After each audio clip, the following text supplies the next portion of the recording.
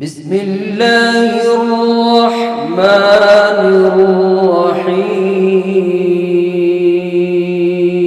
من الشيطان اللعين الرجيم بسم الله الرحمن الرحيم الحمد لله رب العالمين والصلاة والسلام على النبي الأمي المكي المدني الخرشي حبيب إله العالمين أشرف المرسلين قاتم النبيين رحمة للعالمين نبي القاسم محمد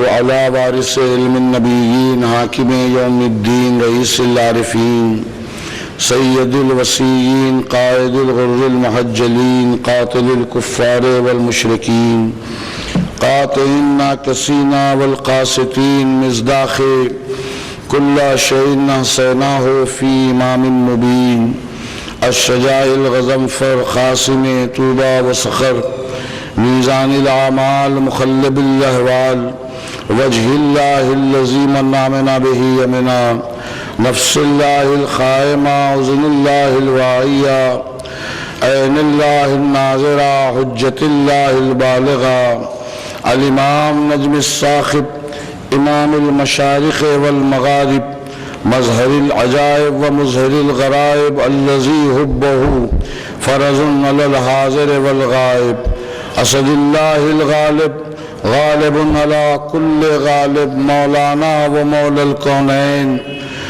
أمير المؤمنين علي بن أبي طالب وأهل بيته الطيبين الطاهرين المعصومين المظلومين الذين أذهب الله عنهم الرجس وطهرهم تطهيرا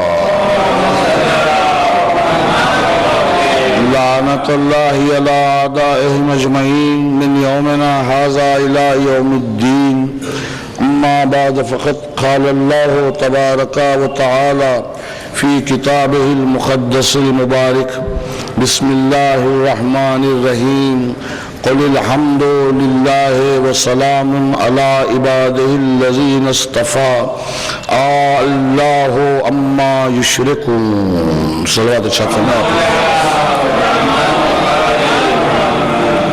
عزیزان گرامی، سلسلے بیان میں اس آیت کو سرنامہ کلام بنایا گیا ہے جیسا کہ آپ جانتے ہیں، اور یہ آیت قرآن کی ان مخصوص آیتوں میں شمار کی جاتی ہے کہ جن میں پروردگار عالم نے دعا کرنے کی خواہش کی ہے، حکم دیا ہے کہ دعا کی جائے اور کس طرح کی جائے، اور اسی مختصر سی آیت میں دعا کے وسیلے کا بھی ذکر کیا ہے تاکہ یہ معلوم ہو جائے کہ وسیلہ چھوڑ کے اگر دعا کی جائے گی تو دعا قبول نہیں کی جائے گی۔ اس کا ترجمہ یہی ہے کہ تم کہو، ہم سے مخاطب ہو کر تم کہو کہ ساری تعریفیں، ہر قسم کی تعریفیں صرف اور صرف اللہ ہی کے لیے زیبا ہے، اور اللہ کے ان بندوں پر کہ جنہیں اللہ نے برگزیدہ کیا ہے سلام ہے۔ اور آگے یہ ہے کہ آیا یہ اللہ بہتر ہے، اللہ بہتر ہے، یا وہ کہ جو چیزوں کو شریک ٹھہراتے ہیں، یعنی اپنی وحدانیت کا بھی اللہ نے اس میں اعلان کیا ہے کہ میں ہی واحد و رکھتا ہوں، کوئی میرا شریک نہیں، لیکن جو لوگ شریک ٹھہراتے ہیں وہ تم فیصلہ کرو آیا اللہ بہتر ہے یا وہ بہتر ہے، کہ جو چیزوں کو شریک ٹھہراتے یعنی مختلف اشیاء کو خدا جو مانا گیا، تو کبھی پتھر کو، کبھی لکڑی کو، کبھی کسی دھات کو کچھ بھی شکل بنا دی گئی اور اس کے سامنے سر جھکا دیا گیا۔ بہرحال اس میں یہ سمجھایا گیا ہے۔ ہماری جو گفتگو ہے وہ مجموعی طور پر دعا سے متعلق ہے، لفظ دعا اور اس کے مفاہیم، اس کے مطالب، اور اس دعا کے ذیل میں جتنے ممکن ہو سکتے ہیں عنوانات ہم نے اس پہ گفتگو کی ہے، تاثیر دعا کی، اثرات اور دعا کا اثر ایک الگ چیز ہے، یعنی دعا کا اثر تاثیر دعا کامیاب ہوتی ہے۔ ایک یہ ہے کہ دعا کرنے والے پر دعا کا کیا اثر ہے، اور دعا کرنے والے کو کیا ہونا چاہیے، کس طرح ہونا چاہیے، اس کی تفصیل پہ ہم مسلسل بات کرتے رہے ہیں۔ اور اس آیت کی جو بنیادی تفسیر ہے جس میں وسیلے کا حوالہ دیا گیا ہے، وہ دلیل کے طور پر جیسا میں عرض کر رہا ہوں روزانہ تفسیر قمی میں ہمارے چھٹے امام امام جعفر صادق علیہ السلام سے یہ منقول ہے کہ امام نے یہ فرمایا کہ اس آیت میں اللہ نے جن اپنے برگزیدہ بندوں کا ذکر کیا ہے وہ صرف ہم ہیں، ہمارے علاوہ کوئی اور نہیں ہے، یعنی محمد و آل محمد علیہ السلام، جن پر سلام ہے۔ اب اللہ نے یہ اصول بتا دیا کہ جب بھی جس وقت بھی تم اللہ کی حمد و ثنا کرو، اللہ کی تعریف کرو، جب بھی تم جس وقت بھی اللہ کی تعریف کرو، حمد و ثنا کرو، لازم ہے کہ محمد و آل محمد پر سلام بھیجا جائے۔ اس کے بغیر حمد و ثنا باری تعالیٰ اس کی بارگاہ میں قبول نہیں کی جائے گی۔ بہرحال جیسا کہ مختلف باتیں، اور آج بھی انشاءاللہ کچھ دعا کی جو تاثیر ہے اور دعا کی جو شرائط ہیں ایک دو پہ گفتگو کی جائے گی، لیکن پہلے جیسا آپ جانتے ہیں کہ دعائیں تو بے شمار ہیں، مختلف ہیں، کئی طرح کی دعائیں ہیں، قرآن میں ہیں، قرآن سے ہٹ کر ائمہ طاہرین کی بتائی ہوئی دعائیں ہیں، ہمارے پاس دعاؤں کا بڑا ذخیرہ ہے، ہمارے پاس مولا کائنات کہ اب تک میں نے اس کا ذکر نہیں کیا تھا، لیکن میں اب آپ کو اس کے سامنے کروں، آپ کو تو معلوم ہے یقیناً، لیکن میں نے ذکر نہیں کیا تھا۔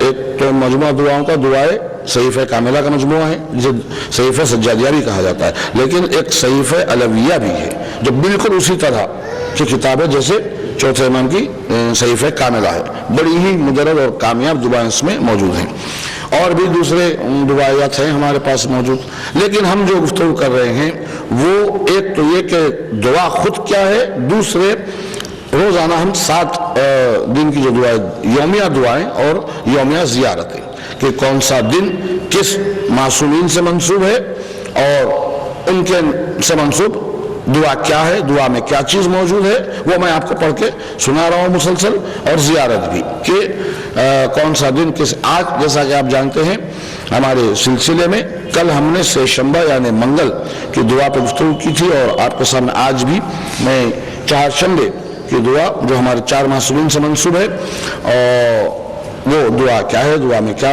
چیز پیش کی گئی ہے، اور پھر زیارت۔ یہ بہت مختصر ہے، اس لیے میں یہ چاہتا ہوں کہ ہماری گفتگو کے دلائل کے طور پر اور ہماری گفتگو محکم سے محکم رہے، قرآن سے زیادہ استفادہ کیا جائے۔ چنانچہ کل ہم نے گفتگو کی تھی قرآن کی آیت سورہ بقرہ کی 186 آیت تھی، قرآن کا دوسرا سورہ سورہ بقرہ، اس کی 186 آیت تھی، اس پہ ہم نے بتایا تھا کہ اللہ نے کس طرح دعا کی عظمت کو ظاہر کیا ہے۔ جو حضرت کل تشریف نہیں فرماتے ان کے لیے 2-4 جملے میں عرض کر دوں تاکہ انہیں اندازہ ہو جائے کہ ہم کس طرح سے اس سفر کو طے کر رہے ہیں۔ ان آیتوں میں اس کی تفسیر میں یہ واضح کیا گیا تھا کہ اللہ نے ان سے بھی دعا کروائی ہے کہ جنہیں دعا کی حاجت ہی نہیں ہے۔ دعا کی حاجت انسانوں کو ہوگی، خود پیغمبروں کو نہیں تو پیغمبروں نے دعا کی، تو قرآن میں انبیاء کی دعائیں ہیں، پیغمبروں کی دعائیں ہیں، اولیاء کی دعائیں ہیں، اوصیاء کی دعائیں ہیں، سب کی دعائیں ہیں، لیکن آپ خود سوچیں کیا فرشتے کو دعا کی ضرورت ہوتی ہے؟ فرشتے کو دعا کی کیا حاجت ہے؟ وہ تو معصوم فرشتہ ہے، اس کے لیے تو وہ ساری چیزیں نہیں ہیں جو انسانوں کے لیے ہوتی ہے، اور انسانوں کو زمین پہ بھیجا گیا تو ان کی ضروریات رکھا۔ اب ملائکہ فرشتے تو آسمانوں پر ہیں، ان کے لیے تو کوئی چیز نہیں، پھر وہ کیوں دعا کرے؟ کس لیے دعا کرے؟ کاہے کے لیے دعا کرے؟ اگر وہ اپنے سے کچھ کرتے ہیں تو ممکن ہی نہیں ہے، کیونکہ ان کی خلقت ہی نہیں ہوئی، اس لیے انہیں تو صرف اس لیے خلق کیا گیا کہ وہ اطاعت الہی کریں بس، اور اطاعت الہی میں انہوں نے دعا کی، اللہ کا حکم، اللہ نے کہا کہ تم دعا کرو، تو فرشتوں سے جو دعا کروائی اللہ نے، تو فرشتوں نے یہ دعا کی کہ پروردگار تو تو ان کو کہ جو ایمان لائے ہیں, جو صاحب ایمان ہیں, ان کی مغفرت فرما, اور تو نے جو ان سے جنت کا وعدہ کیا ہے انہیں جنت میں وہ مقامات عطا کر دے. اور اس میں جو تفصیل سے میں نے بتایا آپ کو, عرش کے معنی جناب پیغمبر مصطفیٰ محمد مصطفیٰ صلی اللہ علیہ وسلم اور ان کے اوصیاء یعنی مولا کائنات شہزادی کونین اور ہمارے تمام ائمہ علیہ السلام رہے, یہاں تک کہ ہمارے دور حضرت امام خائن عالم محمد امام زمانہ رضی اللہ تعالیٰ.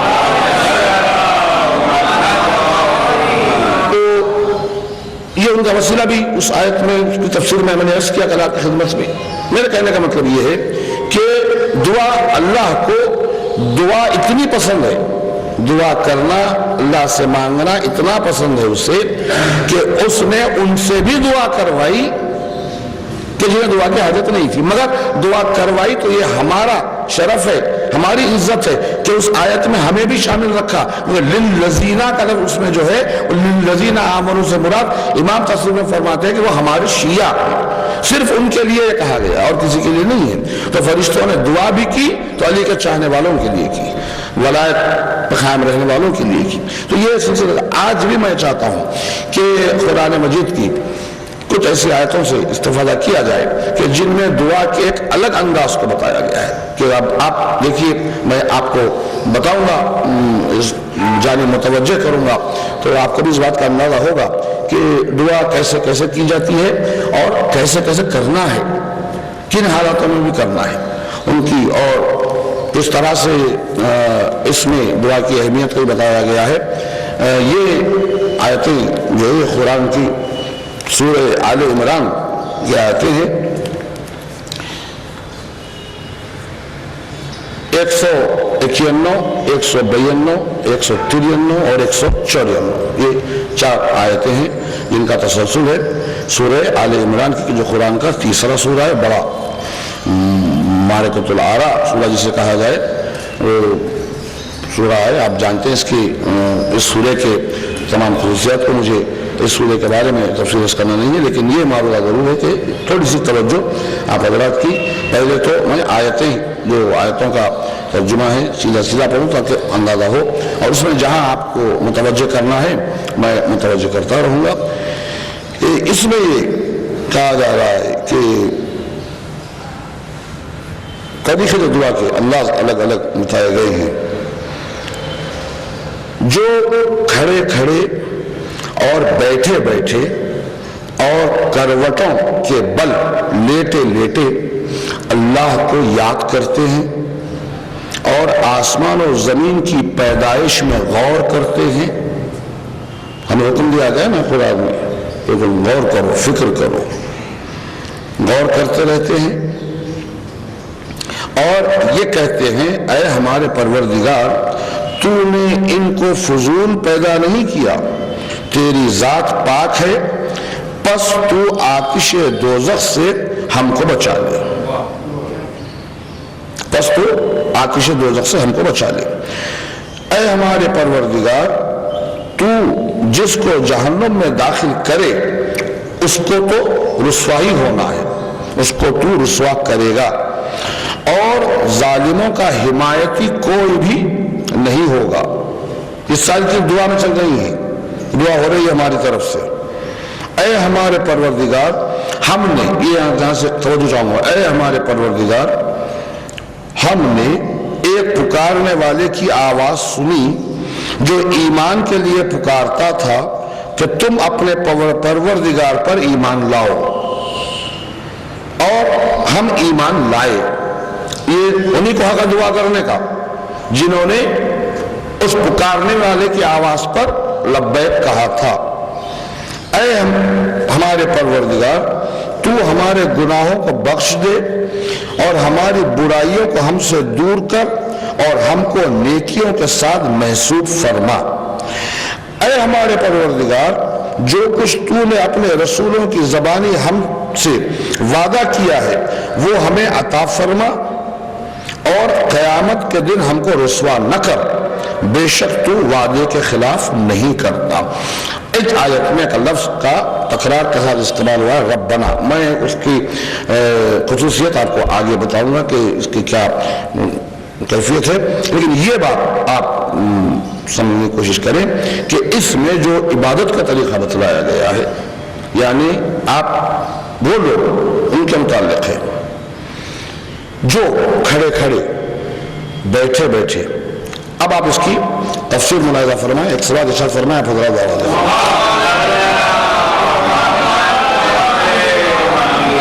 یہیں پر تھوڑی سی یہ تو جو سیدھی آیتیں ترجمہ ہے میں نے آپ کو بتا دیا. اس میں یہی وہ منزل ہے جہاں میں ہمیشہ آپ حضرات کی خدمت میں معلومات کرتا ہوں کہ قرآن کو بغیر تفسیر معصوم سمجھنا ناممکن، کسی بھی ذریعے ممکن ہی نہیں ہے کہ ہم سمجھا جائے. کہ وہی جانتے ہیں جو اس بات کو بھی جانتے ہیں کہ اس آیت کا نازل کرنے والا کس مقصد کے لیے اس آیت کو نازل کیا ہے. لفظوں کا ترجمہ نہیں ہے، ترجمہ تو کوئی بھی کر دے گا. ہمارے ائمہ صرف ترجمہ نہیں بتاتے تھے، انہوں نے آیتوں کے نزول کے مقاصد کو بتایا ہے. اور اس کی تفسیر واقعہ بھی میں آپ بتاؤں تو اس سے پتہ چلے گا کہ شان امیر المومنین مولا کائنات علی ابن ابی طالب علیہ السلام کا ہم یوں ہی نہیں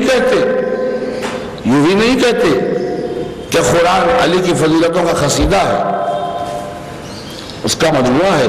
ہم یوں ہی نہیں کہتے کہ قرآن میں بے شمار آیتیں مولا کائنات کی شان میں ہیں. آیتوں کے نزول کے یہی موقع رہا، اس کی شان نزول اس آیت کی یہی ہے کہ علی نے عمل کیا، اللہ نے آیت نازل کی. اور اکثر ہمیشہ یہی ہوا ہے، ادھر علی نے عمل کیا، ادھر اللہ نے آیت. اور کئی مقامات پر تو یہ ہوا کہ علی نے عمل کیا، اللہ نے آیت نازل کی، لیکن آیت میں یہ کہہ رہا ہے کہ یہ کام میں کر رہا ہوں. کر علی رہے ہیں، اللہ کہہ رہا ہے میں کر رہا ہوں. اللہ کے مکان میں، اللہ کے گھر میں آ کے سائل نے مانگا اللہ سے، دیا علی نے. خدا کہہ رہا ہے میں نے دیا، میں دیتا ہوں. اب وہ دے گا جو ولی ہوں گے. تو یہ اس طرح سے قرآن میں جو آیتیں موجود ہیں ان کے بار بار میں روز اس لیے کر رہا ہوں کہ آپ متوجہ رہیں کہ یہ قرآن کی آیتیں پردہ در پردہ جلوہ مولا کائنات امیر المومنین علی ابن ابی طالب علیہ السلام آئینہ در آئینہ علی کے جلوے ہیں قرآن کی آیتوں میں. تو ہمیں صرف پڑھنا نہیں ہے بلکہ ان پردوں کو بھی ہٹانا ہے. اور تفسیر کے لغوی معنی ہی یہ ہے، تفسیر کے لغوی معنی ہی یہ ہے کہ حجاب کو ہٹایا جائے، پردوں کو ہٹایا جائے. تو جب تک کہ آپ تفسیر سے استفادہ نہیں کریں گے، قرآن پڑھنا بھی بیکار ہے، قرآن رکھنا بھی بیکار ہے، قرآن دیکھنا بھی بیکار ہے. جب تک کہ آپ اس کی تفسیر سے استفادہ نہیں کریں گے. پڑھتے رہنے کا ثواب بہت محدود ہے، اپنی جگہ پہ ہے صرف، لیکن آپ ایک لفظ بھی سمجھ نہیں پائیں گے. اتنی اہم کتاب کا تو فائدہ کیا. تو یہ جو طریقہ جو بتایا گیا ہے، اب آپ دیکھیے یہ طریقہ کس کے لیے کہا گیا ہے. ان آیتوں کی تفسیر میں ہمارے پانچویں امام محمد باقر علیہ السلام سے منقول ہے کہ تندرست آدمی، یہاں سے میں ایک لفظ کیونکہ یہ میرا نہیں ہے، میں نے لکھ کے اسی لیے لایا ہے کہ بغیر لکھے ہوئے پڑھنے میں ممکن ہے اس کا احتمال ہے اور ہو بھی سکتا ہے انسان ہے کہ امام کی تفسیر میں لفظوں کی اگر کچھ کمی بیشی ہو جائے تو یہ بہت بری بات مانی جائے، اچھی چیز نہیں ہے. تو یہ احتیاط میں اس لیے کرتا ہوں کہ جو لفظ ائمہ نے ہمارے بتائے وہ آپ تک پہنچائیں سیدھی طرح سے بغیر کسی ذہنیت کے. امام فرماتے ہیں کہ تندرست آدمی قیام و قعود کی حالت میں نماز پڑھتا ہے. قیام و قعود کی حالت میں نماز پڑھتا ہے. یہ چار جو آیتیں، ان آیتوں ابتدائی حصہ سب سے اہم ہے. اس کے بعد باتیں ہیں جو سرتری آگے، لیکن یہ حصہ سب سے اہم ہے کہ تندرست آدمی قیام و قعود کی حالت میں نماز پڑھتا ہے اور بیمار بیٹھے بیٹھے نماز پڑھتا ہے. جو بہت ہی نحیف ہو وہ لیٹے لیٹے کروٹوں کے ساتھ نماز پڑھتا ہے. اور اسی امام سے منقول ہے، دیکھیے تفسیر مسلسل ہے، اسی امام سے منقول ہے کہ مومن کھڑے کھڑے، لیٹے لیٹے، بیٹھے بیٹھے، چونکہ ہر وقت یاد خدا میں رہتا ہے تو وہ ہر وقت نماز ہی کی حالت میں سمجھا جائے گا۔ اب یہیں سے تھوڑی سی وضاحت اور آپ کی سمجھ کہ امام فرما رہے ہیں کہ مومن کا لفظ استعمال کیا امام نے، مومن کھڑے کھڑے، بیٹھے بیٹھے، لیٹے لیٹے، چونکہ ہر وقت یاد خدا میں رہتا ہے، اس لیے وہ ہر وقت، یہ لفظ ہر وقت کی میں آپ سمجھ رہا ہوں، اس لیے وہ ہر وقت اس کا حالت نماز میں سمجھا جائے گا، امام فرما رہے ہیں۔ اب سوال یہ ہے کہ یاد خدا میں ہر وقت کیسے گزارا جائے؟ آپ یاد خدا میں ہر وقت کیسے گزارا جائے؟ نماز کے لیے تو مقررہ اوقات بتا دیے گئے ہیں کہ یہ وقت ہے، صبح کی نماز کا یہ وقت ہے، دوپہر کی نماز کا یہ وقت ہے، شام کی نماز کا یہ اوقات بتا دیے گئے ہیں۔ اب ہر وقت اگر آپ چاہیں کہ اپنی زندگی کا ہر لمحہ، آپ کی ہر سانس یاد خدا میں بسر ہو جائے تو کیا یہ ممکن ہے کہ بغیر معرفت خدا کی یاد میں آپ کا دن گزرے؟ کیا یہ ممکن ہے کہ بغیر معرفت خدا آپ یاد خدا میں بسر کریں؟ دیکھیں صرف یا اللہ اللہ کہنے کا نہیں ہے، یاد خدا سے مراد یہ نہیں ہے خدا کو قادر مطلق تسلیم کرنا ہے، خدا کو موت و حیات پہ قادر تسلیم کرنا ہے، خدا کو خالق کائنات تسلیم کرنا ہے، خدا کو مالک کائنات تسلیم کرنا ہے، تب اس کی یاد آپ کے دل میں رہے تو آپ کا ہر وقت کھڑے کھڑے، بیٹھے بیٹھے، لیٹے لیٹے، کروٹ کروٹ، ہر وقت آپ کا عبادت میں گزرے گا، وہ نماز میں سمجھا جائے گا۔ تو یہ کب ممکن ہے؟ اس وقت جب کہ آپ اس کی کما حق و معرفت حاصل کریں۔ میں یہ نہیں کہتا کہ ہر انسان، ہر شخص، عالم، کم عالم، زیادہ عالم، سب کی معرفت کے سب کے درجات الگ ہوں گے، لیکن معرفت ضروری ہے، جاننا ضروری ہے۔ اب سوال یہ ہے کہ اللہ کی معرفت کروائی کس نے؟ کس کی ذات کے ذریعے اللہ کو مانا گیا؟ کس کو دیکھ کے اللہ کو پہچانا گیا؟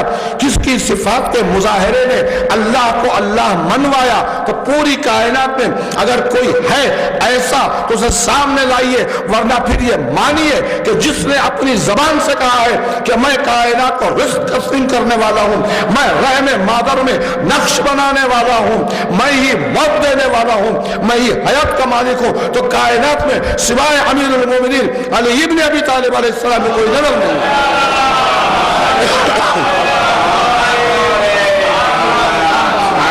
دیکھیے اللہ کو منوانے کے بہت سے طریقے تھے، جن میں ایک عظیم ترین طریقہ یہ بھی تھا جسے علی نے منوایا۔ وہ کیا ہے؟ میں حضرت کلیم اہل بیت کیف کرمانی صاحب کے ایک شعر سے استفادہ کرتے ہوئے آپ کو سمجھاؤں کہ وہ کہتے ہیں کہ ذات حیدر ہے دارائے ہر خشک و تر، ذات حیدر ہے دارائے ہر خشک و تر، کھائی اجلت میں دھوکا نصیری نظر، کھائی اجلت میں دھوکا نصیری نظر۔ توجہ اس لفظ پر، جو خدا ہے وہی ہے علی بھی، مگر ایک سجدہ ہے بس درمیان دوست۔ تو علی کے سجدے نے اللہ کو اللہ منوایا، علی کے سجدے نے، علی کی عبادت نے خدا کو معبود ہونا منوایا۔ تو جب تک کہ علی سے محبت نہ ہو آپ کا وقت ذکر الہی میں گزر نہیں سکتا۔ اس لیے پیغمبر نے حدیث بھی رکھ دی کہ علی کا ذکر میرا ذکر، میرا ذکر اللہ کا ذکر، اللہ کا ذکر عبادت ہے۔ پھر ایک اور آسانی ہمارے لیے یہ کر دی پیغمبر نے کہ دو حدیثیں بیان کر دی، بتا دی کہ علی کے چہرے پر نگاہ کرنا عبادت ہے، علی کے چہرے کو دیکھنا عبادت ہے۔ تو اب یہ عبادت تو انہی کے لیے مخصوص رہے گی جو دور مولا کائنات میں موجود رہے۔ اب مولا نے حجاب فرما لیا، اب مولا کے حجاب کرنے کے بعد کیا ہوگا؟ علی کے چہرے کیسے دیکھا جائے گا؟ تو پیغمبر نے کہا کہ ذکر علی عبادت، کہ جہاں علی کے چہرے کو دیکھنا عبادت، وہی علی کا ذکر کرنا عبادت۔ عزیزان گرامی، یہ پیغمبر کی سنت رہی ہے، پیغمبر کا عمل رہا ہے کہ جب تک پیغمبر خود جو حدیثیں بیان کرتے اس پہ عمل نہ کر دیں، پیغمبر بندوں کے لیے نہیں کہتے کہ تمہیں یہ کرنا ہے، جو چیزیں ان کے لیے مخصوص ہیں ہمیں کہتے ہی نہیں کبھی کہ تم یہ کرو۔ مثلا جیسا آپ جانتے ہیں کہ معصومین کے لیے نماز شب واجب ہے، ہمارے لیے نہیں، ہم نے نہیں کہا کہ تم نماز شب واجب نیت سے پڑھو، کہا ہے نا، پتہ ہے نا۔ اسی طرح پیغمبر نے جو بھی کہا اس پہ عمل کر کے دکھایا، کبھی کہہ کے عمل کیا، کبھی عمل کر کے کہا پیغمبر نے۔ تو اب یہ جو حدیث پیغمبر نے بیان کی کہ علی کے چہرے کو دیکھنا عبادت ہے اور علی کا ذکر کرنا عبادت ہے، تو پیغمبر نے پہلے خود عمل کیا۔ 13-17 رجب کی صبح کعبے کی دیوار کے سائے میں نبی کے ہاتھوں پر علی ہیں، نبی علی کو دیکھ رہے ہیں، علی نبی کو دیکھ رہے ہیں۔ جب علی نبی کے چہرے کو دیکھ رہے ہیں، نبی کی عبادت ہو رہی ہے، علی نبی کو دیکھ رہے ہیں، علی کی عبادت ہو رہی ہے۔ نبی نے پہلے خود عبادت انجام دی علی کے چہرے کو دیکھ کے، پھر ہم سے کہا کہ تم عبادت کرو، اور ذکر کی بات تو الگ رہی کہ زندگی بھر علی کا ذکر کرتے رہے۔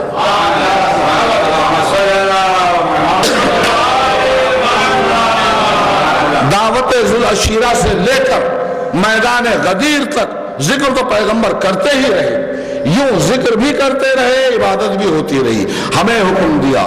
تو اب یہاں اس آیت میں جو کہا گیا کہ تمہارا ہر وقت نماز کی حالت میں سمجھا جائے گا، یہ اسی وقت ممکن ہے جب اللہ کی معرفت ہو، اور اللہ کی معرفت اس وقت ممکن ہے جب علی کی محبت دل میں ہو، علی کی ولایت کا اقرار ہو، علی کی ذات کی معرفت ہو، علی کو سمجھا جائے۔ یہ نہیں کہ علی کو ہم مانتے ہیں بہت بڑا، علی کا ایسا صاحب علم کوئی نہیں ہے۔ علی تمام پیغمبر کے دور میں جتنے لوگ تھے، جتنے صحابہ تھے، سب میں بڑا درجہ رکھتے، تو یہ ماننا نہیں ہوا، یہ آپ کا معیار ہے۔ اللہ نے جس معیار پہ منوایا ہے اس معیار پہ ماننا ہے۔ اللہ نے قرآن میں کہا آدم کے پتلے کو میں نے اپنے ہاتھوں سے بنایا ہے، تو آپ کو ماننا ہے کہ اللہ نے ہاتھوں سے بنایا تو آپ کی توحید گئی۔ آپ کو اپنی توحید بچانے کے لیے ماننا پڑے گا کہ آدم کے پتلے کو علی نے اپنے ہاتھوں سے بنایا ہے۔ یہ معیار ہے۔ اس طرح اگر آپ عقیدہ رکھتے ہیں تو آپ کا ہر وقت عبادت میں شمار کیا جائے گا۔ اب یہ ہر وقت دیکھیے، احتیاط ذکر کی زبان سے بھی نہیں ہوتی۔ اب اس میں جو ذکر کا ہے کھڑے کھڑے، یہ تو یہ نہیں ہے کہ آپ باقاعدہ محفل سجا کر لوگوں کا بلا کے، یہ الگ طریقہ ہے ذکر کا۔ کبھی کبھی بڑی محفلیں، مختصر محفلیں، گھر میں ذکر ہوتا ہی رہتا ہے، کبھی کبھی انسان تنہائی میں بھی ذکر کرتا ہے، تو زبان سے کہنے کی ضرورت نہیں پڑتی، اس کا دل ذکر کا، تو ذکر کے لیے احتیاط زبان بھی نہیں ہے۔ اب دل کی دھڑکن، اگر آپ کے قلب و روح میں علی کی محبت ایسے شامل ہے، اس طرح سے داخل ہے کہ جس کے جدا ہونے کا ہم تصور ہی نہیں کر سکتے۔ میں اس کی مثال یوں دیتا ہوں، لوگ کہتے ہیں کہ جسم میں خون دوڑتا ہے، بے شک دوران خون ہی انسان کی حیات کو باقی رکھتا ہے۔ ہم اس کی مثال یوں دیتے ہیں کہ ہمارے جسم میں خون نہیں، علی کی محبت، علی کی ولایت دوڑتی ہے۔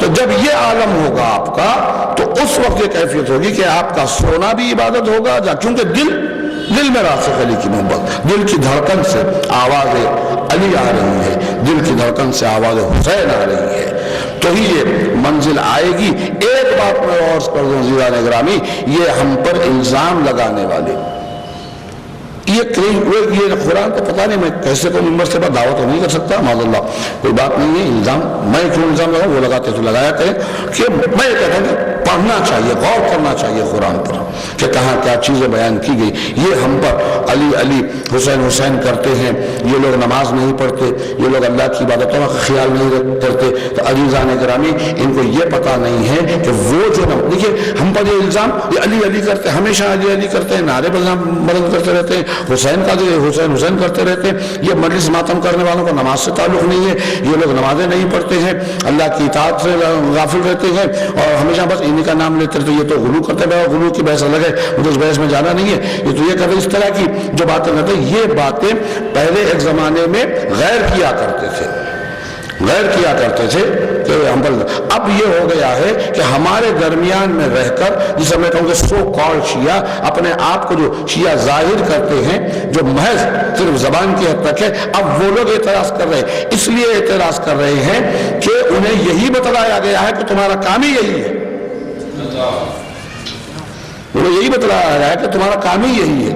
اب وہ اعتراض کر رہے ہیں، اپنے کو شیعہ بتا رہے ہیں. نام شیعہ ہے، نام شیعہ طریقوں کا نام ہے، شیعوں کی طرح لباس پہنتے، شیعوں کی طرح سرتے، لیکن ہے شیعہ نہیں وہ. تو وہ شیعہ اگر ہو تو دوسرے شیعہ پہ الزام نہیں لگاتا، کیونکہ ہمارے مولا کا قول نہیں ہے، ہمارے مولا نے ایسی تعلیمات ہی نہیں دی. ہمارے مولا نے تو کہا ہمیشہ تم کسی کے لیے حسن ظن رکھا کرو، سوء ظن سے کبھی کام نہ لیا جائے. کسی کے بارے میں بھی آپ کو حق نہیں ہے کہنے کا، چاہے وہ آپ کے ساتھ رہتا ہو، سوتا ہو، اٹھتا ہو، آپ کو حق نہیں ہے اس بات کا الزام لگاؤ کیا کرتا ہے کیا نہیں کرتا. آپ کہتے ہیں نماز نہیں پڑھتے، میں ان سے یہ کہتا ہوں آپ جو نماز پڑھتے ہیں، آپ کی نماز اوقات کی محتاج ہے.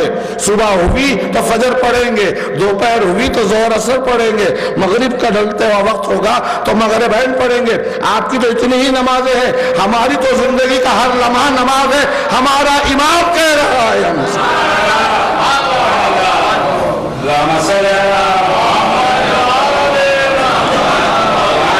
ہمارا امام کہہ رہا ہے ہم سے کہ ہر وقت تمہارا نماز سمجھا جائے. دیکھیے امام نے بھی یہ لفظ رکھ کے آج ہم کو سہارا دیا ہے.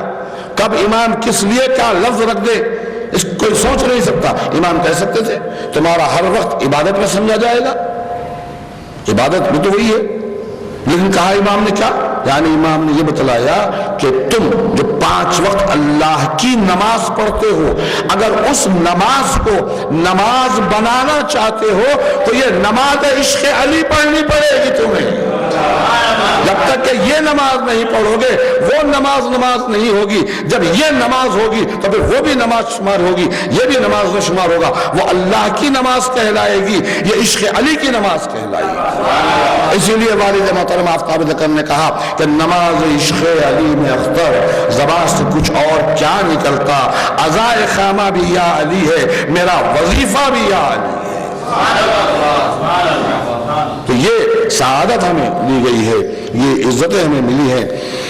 وقت کے لیے جیسا میں آپ سے میں نے عرض کر دوں، آج شاید بہت مختصر آپ کو سمجھ کروں، کیونکہ آج کی مجلس ایک سالانہ مجلس کی وجہ سے جسے مجھے خطاب کرنے کی سعادت حاصل ہے تاخیر ہوئی ہے. کل سے 7، 8، 9 محرم 9 محرم کے دن میں ممکن ہے تھوڑی سی کافی زیادہ نہیں تھوڑی، لیکن کل اور پرسوں ٹھیک 10:30 بجے 5-7 منٹ آگے پیچھے ہو سکتے ہیں. بس 10:30 کی بجائے 10:35 یا 10:40 میں آپ کے سامنے حاضر ہو جاؤں گا. 9 محرم کو تھوڑی سی، چونکہ آپ جانتے ہیں 9 محرم کی تاریخی بڑی ہے ہمیں، اور رضا خانے کی مجلسوں کی خصوصیت میں مجلس ہے تو تھوڑی سی تاریخ. آج کے لیے میں معذرت خواہوں آپ سے، اور جو دوسری باتیں میں آپ کے سامنے عرض کرنا چاہتا تھا شاید میں عرض کر نہ سکوں. صرف یہ تفصیل بیان کر کے میں چہارشنبے کے دن کی جو دعا اور وہ بہت ضروری عرض کرنا آپ کے سامنے، اور جو زیارت ہے وہ عرض کرنا. ورنہ میں چاہتا تھا کہ دعا کی تاثیر کے بارے میں اور دعا کے اثرات کے بارے میں جو شرائط ہے دعا کے بارے میں انشاءاللہ کل کچھ میں آپ کے سامنے عرض کرنے کی سعادت حاصل کر سوں گا.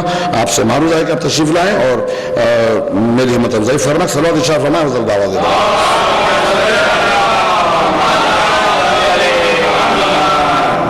اب اس کے بعد کا دوسری آیت سے اسی کے سلسلے کی امالی میں منقول ہے کہ جس وقت امیر المومنین، یہ واقعہ میں آپ کو عرض کروں، مختصر کروں، واقعہ ہے بڑا تفصیلی، کہ امالی میں منقول ہے کہ مولا کائنات جس وقت ہجرت کے وقت جب مکے سے چلے تھے تو مولا کے ہمراہ فاطمہ شہزادی فاطمہ بنت اسد اور شہزادی کونین جناب فاطمہ بنت محمد یعنی فاطمہ الزہرا سلام اللہ علیہا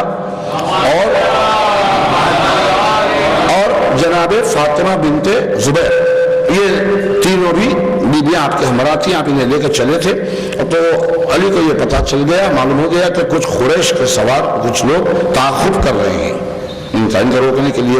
تو علی نے ان بیویوں کے ہمراہ ایک وادی میں خیام کیا، ایک وادی میں علی نے نزول فرمایا، اور وہاں مولا کائنات نے ایک شبانہ روز وقت گزارا، اور اسی درمیان اس مقام پر اور بھی کچھ بیویاں آ کر شامل ہوئی اس مختصر قافلے میں. ان میں جناب ام ایمن کا نام خاص طور پر تفسیر میں ہے، میں بتا رہا ہوں آپ کو موجود ہے کہ یہ آئے گا. تو ان حضرات نے ابھی جو میں نے آپ سے عرض کیا تھا کہ علی عمل کرے تو اللہ آیتیں نازل کرتا ہے. پورا سورہ دہر آپ کے سامنے موجود ہے, مجھے کہنے کی ضرورت نہیں ہے کہ کس طرح 3 دن مسلسل روزے رکھے جانے کے بعد جب 3 دن مسلسل خیرات کی گئی تو پورے کا پورا سورہ نازل ہوا ہے. اور اسی طرح یہ واقعہ دلیل بتاؤں آپ کو, اس میں موجود تاریخی دلیل ہے. یہ بیویوں کا مولا کا وادی میں نزول فرمایا اور پھر کچھ بیویاں ان میں جناب ام ایمن بھی ساتھی شامل ہو گئی. یہاں مولا نے ایک شبانہ روز بسر کیا. اس شب خود مولا کائنات اور ان بیویوں نے, آپ کی توجہ, اس شب خود مولا کائنات اور ان بیویوں نے کچھ اس طرح اور ایسے عبادت انجام دی کہ خدا تعالی نے ان لفظوں میں اپنے رسول پر وحی نازل فرمائی اور اطلاع دی.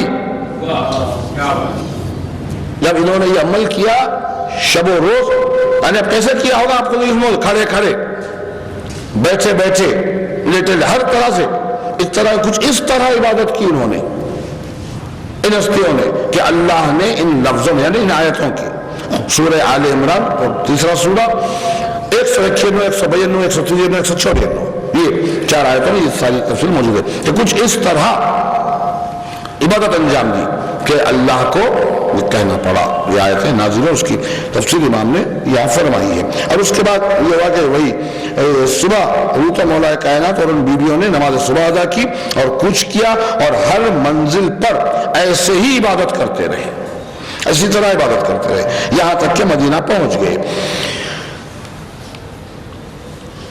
اور اس کے بعد اب یہ جیسا میں نے کہا وقت بالکل گنجائش نہیں ہے اس میں, یہ اس کی میں آپ کو وضاحت کروں کہ یہ کس قدر در پردہ فضیلت مولا کی ان آیتوں میں بتائی گئی ہے. اب ایسا جتنے معاملے, اس لیے میں جامع کر کے اس کو دو فکروں میں کہ مولا کائنات کے لیے ہم یہ کہتے ہیں کہ قرآن پورا علی کے کمالات اور فضائل سے بھرا ہوا ہے, ان کے قصیدے ہیں. تو اب اس کو ان لفظوں میں دوہرا کے تھوڑا سا لفظ بدل کے کہوں تو غلط نہیں ہوگا کہ قرآن جو ہے یہ دیوان الہی درمد ہے علی ابن ابی طالب علیہ السلام.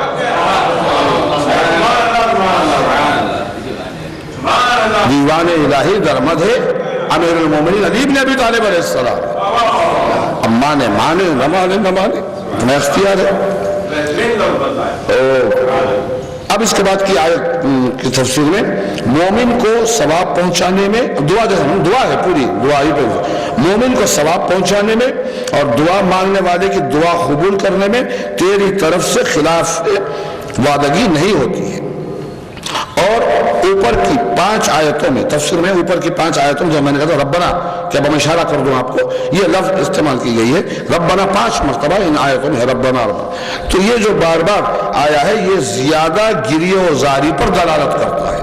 ربنا کہنا گریہ و زاری پر دلالت کرتا ہے کہ معصوم فرماتے ہیں کہ اگر کوئی شخص محزون ہو جائے کسی امر میں, مغموم ہو جائے کسی کام کے لیے, تو وہ 5 مرتبہ ربنا کہے. جب وہ کہے گا تو اس امر میں 5 مرتبہ ربنا کہے تو وہ جس چیز سے ڈرتا ہے یا جس چیز سے لیے اس کو خوف ہے خدا اس کو اس چیز سے نجات دے دے گا. 5 مرتبہ ربنا نے کسی بات, کسی امر کے لفظ امر استعمال ہوا ہے اس میں کہ روایت میں وارد ہے کہ جب کوئی شخص محزون و مغموم ہو جائے کہ کسی امر میں وہ 5 مرتبہ ربنا کہے تو وہ جس چیز سے ڈرتا ہے خدا اس کو اس سے اسی چیز سے نجات دے دیتا ہے. تو یہ میں چاہتا تھا کہ آپ کے سامنے بات پیش کی جائے کہ قرآن میں کس کس طرح کی آیتیں کس کس انداز میں موجود ہیں, کہاں موجود ہیں, اور ان کے در پردہ کیا واقعات موجود ہیں, اس کی جو شرح ہے وہ کیا ہو سکتی ہے. ہمارے موضوع کے اعتبار سے اللہ ارشاد فرمائے حضرت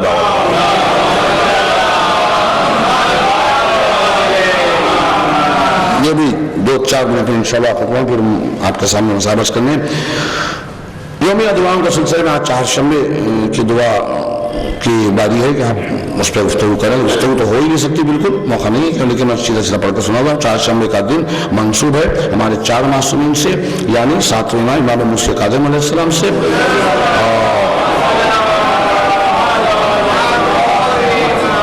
8ویں امام رضا غریب علیہ السلام, 9ویں امام محمد تقی جواد علیہ السلام, اور وصف امام علی النخعی علیہ السلام۔ دعا کا آغاز یہ عجیب شاندار انداز میں ہے آپ اللہ، یہ میں روز عرض کر رہا ہوں، صبح نماز فجر کے بعد آپ نے نماز پڑھ لی، اب اگر آپ یہ دعا کریں تو اب آپ سوچیے آپ پہ خود کیا گزرے گی، آپ اس موقع پر اپنے آپ کو موجود رکھ کر تصور کیجئے تو آپ کو احساس ہوگا، اندازہ ہوگا کہ آپ پر کیا بیت سکتی، کیا گزر سکتی ہے آپ پر، کیا محسوس کر سکتے ہیں آپ کو کہ شکرانے کے آغاز میں یہی ہے، بسم اللہ کے بعد یوں آغاز ہے کہ شکر ہے اس معبود کا جس نے رات کو پردہ پوش، نیند کو وسیلہ راحت اور دن کو وجہ حرکت قرار دیا ہے۔ یعنی معبود کا شکر ہو رہا ہے، کیسے؟ تیرا شکر ہے کہ تو نے رات کو پردہ پوش بنایا، نیند کو وسیلہ راحت بنایا اور دن کو وجہ حرکت قرار دیا۔ معبود تیرا شکر ہے کہ تو نے مجھے، یہ دیکھیے اب احساس کس قدر ہے، ہمیں جو تعلیمات ائمہ ہیں وہ ان دعاؤں میں برابر کہیں نہ کہیں نظر آتی ہیں۔ مولا نے ارشاد فرمایا کہ تم اپنی موت کے لیے ہمیشہ تیار رہو، موت کی دعا کا نہیں حکم ہے، غفران نعمت ہو جاتا ہے، زندگی حیات اللہ کی نعمت ہے، عجیب نہیں، آپ نعمت کے لیے کہیں کہ لے لے واپس، غفران نعمت ہے۔ علی نے کہا کہ موت کے لیے تیار رہو، جب بھی امر الہی نازل ہونے کا وقت آئے تم اس موقف میں رہو کہ لبیک کہو، یہ علی کی محبت رکھنے والوں کی صفت ہے۔ مولانا نے بتایا یہاں کہ غور فرمائیں، معبود تیرا شکر ہے کہ تو نے مجھے نیند سے دوبارہ زندہ اٹھایا، ورنہ تو چاہتا تو اسی نیند کو دائمی بنا دیتا۔ ہے کہ انسان کتنا بے خبر ہوتا ہے، حالت نہیں اسے کچھ خبر ہوتی ہے، نیند میں ایسا ہوئے واقعہ، نیندی میں دم نکل گیا، اب یہاں شکر ادا کرنا ہے ہمیں، جب اٹھ جائیں اب نماز پڑھ لیں صبح کی تو شکر، گزری ہوئی رات کا بھی ذکر ہے یہ کہ پروردگار تیرا شکر تو نے مجھے نیند سے دوبارہ زندہ اٹھایا، ورنہ تو چاہتا تو اس نیند کو دائمی بنا دیتا۔ تیرا شکر تو نے صحیح و سالم پیدا کیا، خضا و قدر، موت و حیات، مرض و صحت، عافیت، بلا سب تیرے اختیار میں ہے۔ اب یہ اقرار کیا گیا، بتایا گیا کہ سب کچھ ہمارا اختیار نہیں ہے، تیرا اختیار ہے۔ دعا کی دوسری منزل میں، پروردگار میری حالت اس شخص کی سی ہے جس کے وسائل کمزور، ایک لفظ توجہ چاہوں گا تشریح کا موقع نہیں ہے، جس کے وسائل کمزور، تدبیر ناکام، موت نزدیک، آرزویں قریب الختم، رحمت کی احتیاج زیادہ اور خطاؤں کی بنا پر حسرت بے پناہ، خطاؤں کی بنا پر حسرت بے پناہ اور لغزشوں کی کثرت، اور پھر خلوص دل سے توبہ کرنا۔ یہ ہمارے اقرار کے بعد کہ پروردگار میں اتنا کمزور ہوں، اپنے خطاؤں سے پناہ بھی مانگتا ہوں، لیکن یہ کہ خلوص توبہ کر لے۔ پھر یہ کہ پروردگار خاتم النبیین جناب محمد مصطفیٰ صلی اللہ علیہ وسلم اور ان کی آل طاہرین پر رحمت نازل فرما، اور ہمیں دیکھیے دعا میں، اور ہمیں ان کی شفاعت و صحبت سے فیضیاب فرما۔ پروردگار اب یہاں پھر آخری حصہ ہے آپ کی زبان، یہ دعا کی حد تک تمام ہے۔ پروردگار چاشمبے کے دن میری 4 حاجتیں پوری کر دے۔ اب آپ ہر چاشمبے کو جب یہ کہتے رہیں گے تو آپ کے نفس کا کیا علم ہونا چاہیے، میری 4 حاجتوں کو پوری کر دے، اطاعت کی قوت، عبادت میں نشاط، ثواب کی رغبت اور اسباب عذاب سے نفرت۔ عذاب کے اسباب یعنی آپ وہ سبب پہ جائیں گے تو عذاب ہوگا نا، تو اس سبب ہی سے مجھے دور کر دے۔ میرے پاس اس وقت نہیں ہے کہ میں ان لفظوں کی شرح کروں کہ عبادت میں نشاط کیا ہوتا ہے، یہ ایک الگ ہی موضوع ہے اپنے میں۔ کبھی بھی اگر موقع آئے گا درمیان میں کسی تقریر کے تو میں کچھ دیر آپ کو اس کی بات سلسلے میں بتا دوں گا۔ ثواب کی رغبت یہ بھی اپنے آپ میں ایک تفصیل طلب موضوع ہے، مگر اب جو ممکن نہیں، اب ہم زیارت کی بات کرتے ہیں، جو چاشمبے کے دن کی زیارت ہے، اس میں کیا کہا گیا ہے، جیسا کہ زیارت میں سلام ہی سے اس کا آغاز ہوا ہے کہ جن معصومین کی زیارت ہے ان پر سلام کے ساتھ، بہت مختصر ہے کہ ایک سوال ارشاد فرمایا حضرت داؤد.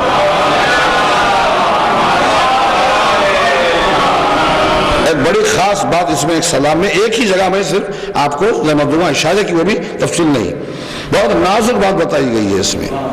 سلام ہو آپ پر اے اولیاء خدا، سلام ہو آپ پر اے حجت خدا. اب دیکھیں آپ، سلام ہو آپ پر اے تاریکی زمین کے انوار تابہ. سلام ہو آپ پر اے تاریکی زمین کے انوار تابہ. تو پتہ چلا کہ زمین میں تاریکی تو ہے ہی ہے، لیکن اس تاریکی کو دور کرنے کے لیے ان انوار تابہ کا ہونا ضروری ہے. اور یہ انوار تابہ زمین میں وہی جائیں گے، وہی قرار پائیں گے، وہیں پر آئیں گے زمین میں جہاں پر ان کا کوئی چاہنے والا ہوگا. اسی لیے ہم یہ مانتے ہیں کہ ہماری خبر میں تاریکی نہیں ہوگی، کیونکہ زمین کی تاریکی کے انوار تابہ کا دامن ہمارے ہاتھ میں ہے. ہم ان انوار کے ماننے والے ہیں جو زمین کی تاریکی کے انوار تابہ ہیں. صلوات و سلام آپ پر اور آپ کے اہل بیت طاہرین طیبین و طاہرین پر. میرے ماں باپ آپ پر قربان. آپ نے خدا کی پرخلوص، بھائی یہاں سے اقرار ہے، ہم عہد کر رہے، گواہی دے رہے ہیں، آپ نے خدا کی پرخلوص عبادت کی اور آخر وقت تک خدا کی راہ میں جہاد کیا. خدا جن و انس میں آپ کے سارے دشمنوں پر لعنت کرے کہ میں ان سب سے بری اور بیزار ہوں. یہ ہم اقرار کر رہے ہیں. اب اس کے بعد ہے میرے مولا ابو ابراہیم موسیٰ بن جعفر. میرے مولا، میں یہاں سے جو کنیت کے ساتھ مخاطبت ہے، میرے مولا ابو الحسن علی ابن